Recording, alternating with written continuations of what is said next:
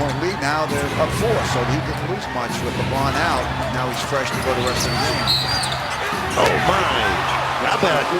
How about that from Chris Johnson, the second-year pro from Dayton, making his Celtics debut and coming up with a big play for them.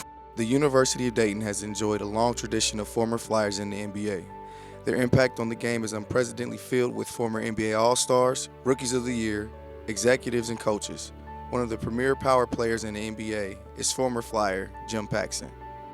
I'm Jim Paxson, a Dayton graduate of 1979. Played for the Flyers for 4 years, and I've been in the NBA as a player and working for the NBA for the last 35 years since I've been out. So I'm currently with the Chicago Bulls, and I'm Director of Basketball Operations. Paxson is one of 19 former Flyers that have played in the NBA. It's a lineage that dates back to the early 1950s and continues on into the present. Well, what I can tell you is I was recruited by Kentucky, Tennessee, Ohio State, and I wanted to stay in Dayton for a couple of reasons. The main reason was that I knew that I was going to get the opportunity to play in front of 13,000 fans every night. I thought that it would be my best chance at that time to play as a freshman and grow as a player, and my dream was to be an NBA player, which was able to happen. Recently, the Flyers have had 3 alumni make it big. Brian Roberts, Chris Wright, and Chris Johnson have continued the storied tradition of Flyers playing at the next level. Something he normally does.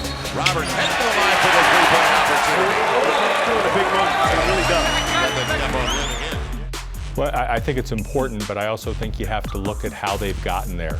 Brian Roberts went to Europe. He didn't first get there on his first go-around, and he worked on his game, developed his game, and New Orleans kind of plucked him in as a minimum player in our league.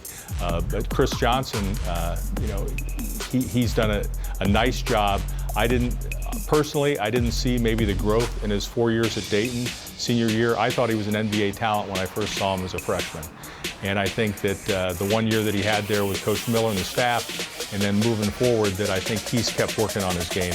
And Chris Wright is a great example. He was an athlete that was trying to learn to be a basketball player, and he's stuck in the D-League, and he's still trying to develop, and Milwaukee's giving him a chance.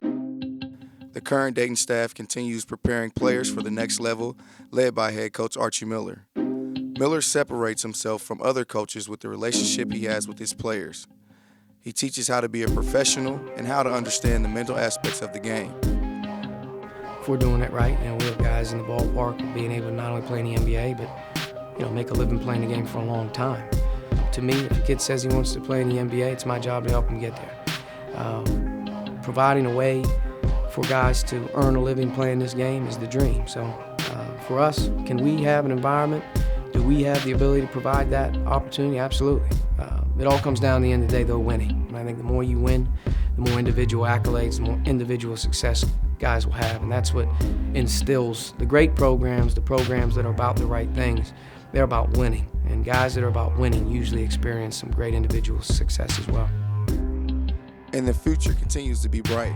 Coach Miller and his staff have placed an emphasis on giving players their best opportunity to play, competing against the best, and allowing them to flourish in an unbelievable basketball environment each and every night.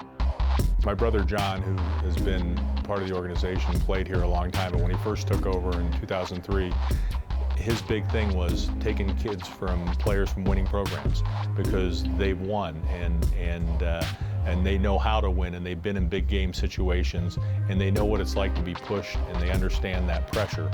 As we keep moving forward, it's going to become part of what we do. I think as our guys get older, they trust, they sell our way of life to our younger kids, and it kind of circles back around all the time. That development and being about getting better and winning, culture and what we have here is really just about relationships, having the ability to look each other in the eye and tell us the truth, and to me, sell a unique way of life, which is about earning it. And I think that we have that going for us right now.